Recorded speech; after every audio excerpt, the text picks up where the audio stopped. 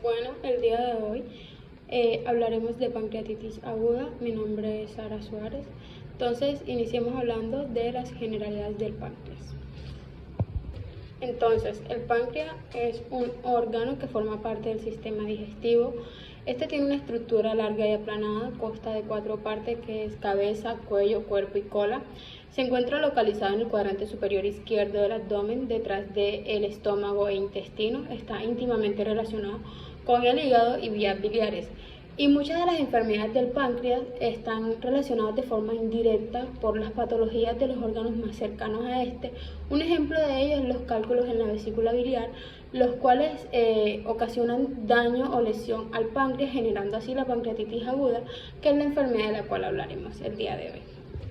Bueno, hablando ya de las funciones del páncreas, este tiene funciones endocrinas y exocrinas, y estos dos componentes del órgano están coordinados para integrar un sistema regulador, el cual se encarga de secretar enzimas digestivas y producir hormonas. Entonces, hablando de la función exocrina, esta es una función fundamental para el proceso de la digestión. El páncreas secreta alrededor de 500 a 800 mililitros de jugo pancreático diario. El jugo pancreático es la combinación de las células acinares con las células ductales. Las células acinares son las encargadas de liberar la amilasa, la lipasa y las proteasas, que estas son las enzimas encargadas de la digestión de los 3 tipos de alimentos, que en este caso son carbohidratos, proteínas y grasas. Por otra parte, la función endocrina, este componente endocrino está constituido o conformado por células especializadas como los islotes de Langerhans, los cuales se van a encargar de liberar hormonas como la insulina y el glucagón, que lo que van a hacer es ayudar a controlar los niveles de azúcar en sangre. Tiene como un proceso inflamatorio del páncreas desencadenado por la activación inapropiada de enzimas pancreáticas como la lipasa, amilasa, por respuesta inflamatoria local y lesión tisular. Y esta es una enfermedad gastrointestinal muy común que se asocia a una importante morbimortalidad en los pacientes que la presentan. Su incidencia es de 34 casos por cada 100.000 habitantes y tiene una importante incidencia en nuestro medio debido a que puede generar o llegar a generar complicaciones locales y sistémicas. Y esta enfermedad puede variar de ser una inflamación leve y autolimitada hasta una enfermedad grave caracterizada por necrosis pancreática infectada, falla multiorgánica y alto riesgo de muerte en los pacientes que la presentan. En cuanto a los factores de riesgo, dentro de los factores de riesgo tenemos los cálculos biliares o litiasis biliar, consumo excesivo de alcohol, que se dicen que estos dos son los responsables de un 70 a 80% de los casos de la pancreatitis aguda. Otros factores de riesgo pueden ser el traumatismo de abdomen cerrado, las enfermedades sistémicas como el lupus eritematoso sistémico, la enfermedad de Sjögren, pero estos dos son trastornos más frecuentes en pacientes pediátricos que pueden llevar al desarrollo de la pancreatitis aguda. Hablando de las causas de la pancreatitis aguda, existen múltiples causas, pero la principal causa es la litiasis biliar o cálculos biliares. Esto hace referencia básicamente a la presencia de un cálculo o piedra en la vesícula biliar, y se han descrito 3 factores fisiopatológicos como los eventos iniciales en la pancreatitis aguda de origen biliar. Pero es el reflujo biliar en el ducto pancreático, que esto se da debido a una obstrucción a nivel de la ampolla de Water por la presencia de un lito. La ampolla de Water es el lugar donde los conductos biliares y los conductos pancreáticos liberan sus secreciones hacia el intestino. Otro factor es el edema ampular por el paso de los cálculos, y por último la incompetencia del esfínter de Oddi, que esto se da por el paso crónico de los cálculos. La segunda causa más común y frecuente de la pancreatitis aguda es el consumo excesivo de alcohol. Hablamos de una ingesta excesiva de alcohol de 30 gramos diarios por más de 20 años, y se dice que aproximadamente un 10% de los alcohólicos crónicos pueden llegar a desarrollar episodios clínicos de pancreatitis aguda, debido a que el alcohol es una toxina metabólica para las células de los ácidos pancreáticos. La pancreatitis también puede ser desencadenada por alteraciones metabólicas, alteraciones como la hipertrigliceridemia, dado que los metabolitos de los triglicéridos, que son los ácidos grasos y el glicerol, van a inducir a una lesión pancreática. Otra alteración metabólica es la hipercalcemia, dado que induce a una lesión pancreática directa por la activación del tricinógeno en tricina, que va a conllevar a una obstrucción a nivel ductal. La pancreatitis también puede ser provocada o inducida por la colangiopancreatografía retrógrada endoscópica, más comúnmente conocida como la CEPRA, que este es un procedimiento que utilizamos para examinar los conductos pancreáticos y biliares, pero esta es más frecuente y común en pacientes jóvenes, pacientes de sexo femenino y pacientes con antecedentes de pancreatitis inducida por la CEPRA. La pancreatitis aguda inducida por los fármacos como el metronidazol, el ácido valproico, la tiazida, los diuréticos de asa, la eritromicina, etc. Otra causa puede ser el traumatismo abdominal cerrado y penetrante. En los hombres la causa más frecuente de pancreatitis aguda es la ingesta excesiva de alcohol, mientras que en las mujeres la causa más frecuente de pancreatitis aguda es los cálculos en la vesícula biliar, o sea, la litiasis biliar. Entonces continuamos hablando de la fisiopatología de la pancreatitis aguda, la cual se divide en 4 fases. La primera fase, que se caracteriza por daño celular. El daño celular comienza en las células acinares, porque la mayoría de las etiologías como la obstrucción, las alteraciones metabólicas, los fármacos, el alcoholismo van a dar lugar a la misma cascada patológica de activación de las enzimas pancreáticas y expresión de citocinas. La segunda fase de la pancreatitis aguda puede describirse como una inflamación local dentro del páncreas. Esta fase se caracteriza por una respuesta inflamatoria local que se da a través de las diferentes citocinas que se expresan para atraer, secuestrar y activar células inflamatorias dentro del páncreas, como lo son los neutrófilos, macrófagos y linfocitos. La tercera fase de la pancreatitis aguda, en esta fase se va a reflejar el impacto en el aumento de las quimiosinas sistémicas en órganos distantes como lo son hígado, riñón y pulmón. Este es un cuadro clínico de un síndrome de respuesta inflamatoria sistémica, el cual conduce a una disfunción multiorgánica. Y en la cuarta fase, la necrosis puede infectarse en un 30 al 70% de los pacientes que presentan pancreatitis aguda necrosante, que esta es la complicación más importante en el curso de la pancreatitis aguda. Como vemos en esta imagen, cualquiera de estas causas mencionadas anteriormente van a llevar a lesión pancreática, específicamente a lesión de las células acinares, las cuales hacen parte de la unidad funcional del páncreas. Dentro de estas células va a haber una activación de enzimas pancreáticas como lo son la amilasa, lipasa, elastasa, proteasa, que estas van a conducir a la activación o liberación de mediadores o citocinas proinflamatorias, como son el factor de necrosis tumoral alfa y la interleuquina 1, que estas dos en conjunto van a causar mayor lesión pancreática y van a amplificar la respuesta inflamatoria, induciendo a una liberación de otros mediadores inflamatorios como lo son la interleuquina 2, 6, 8, 10, la bradicinina, el factor activador plaquetario, y por ende se va a desencadenar una infiltración leucocitaria, lo que va a perpetuar la inflamación. Todo esto va a conllevar a complicaciones a nivel sistémico y va a inducir a la disfunción multiorgánica.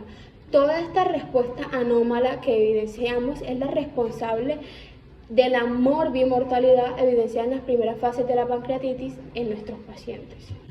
Y hablando ya de los tipos y fases, la pancreatitis aguda puede subdividirse en 2 tipos, que es la pancreatitis edematosa intersticial y la pancreatitis necrosante. Entonces iniciaremos hablando de la pancreatitis edematosa intersticial.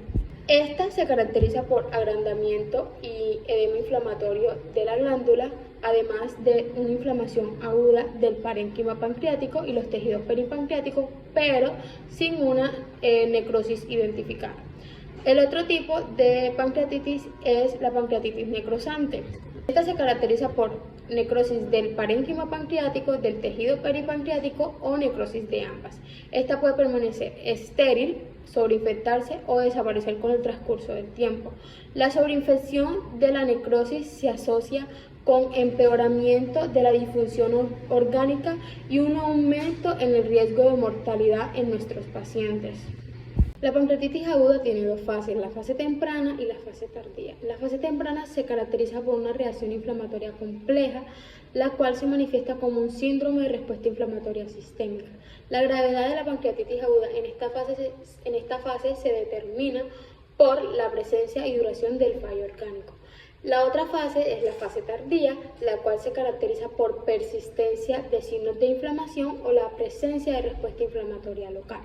La mortalidad que evidenciamos en los pacientes en esta fase se debe a la combinación de varios factores como lo son la insuficiencia multiorgánica y la infección de una pancreatitis aguda necrosante.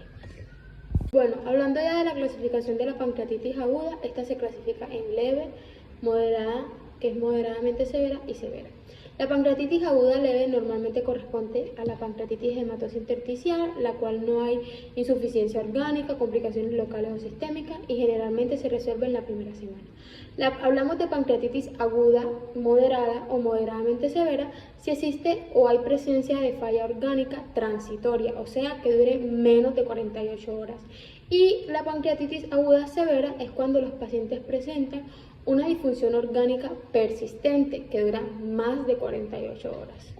Hablando ya como tal de las manifestaciones clínicas, el principal síntoma de la pancreatitis aguda es el dolor abdominal localizado en epigastrio, que es de intensidad severa y persistente y que típicamente se irradia en banda hacia la espalda y puede estar acompañado de náusea, vómito, y los pacientes también pueden presentar además de esto taquicardia, hipotensión y deshidratación. Bueno, en cuanto al examen físico, el dolor de la pancreatitis puede persistir por un periodo de horas a días y característicamente puede mejorar si nuestro paciente se sienta e inclina el tronco hacia adelante, lo que conocemos como posición plegaria mahometana, la cual tiene su explicación debido a que va a haber una liberación sobre la presión que ejercen los órganos intraperitoneales sobre el páncreas. En cuanto a la inspección, vamos a encontrar un abdomen distendido. A la palpación vamos a encontrar dolor en epigastrio que varía de leve y localizado a intenso y difuso. Va a haber disminución de los ruidos hidroaéreos debido a la inflamación del páncreas y también podemos encontrar algo característico de esta enfermedad que es el signo de Grey-Turner y el signo de Kuhle, los cuales son indicativos de hemorragia retroperitoneal que se asocian a una pancreatitis aguda severa. Bueno, en cuanto al diagnóstico, el Consenso Internacional para el Diagnóstico estableció 3 criterios para el diagnóstico de la pancreatitis aguda.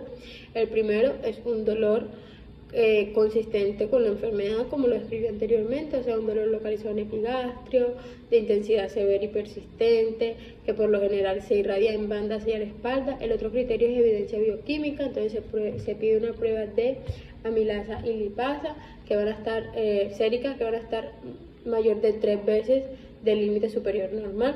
Debemos tener en cuenta que la lipasa es un marcador más específico, ya que permanece más tiempo elevada en sangre, la cual alcanzará su pico entre el día 7 al 14, pero también podemos pedir una prueba de amilasuria, que también nos sirve para el diagnóstico de la pancreatitis, y esta alcanzará su pico en el día 20.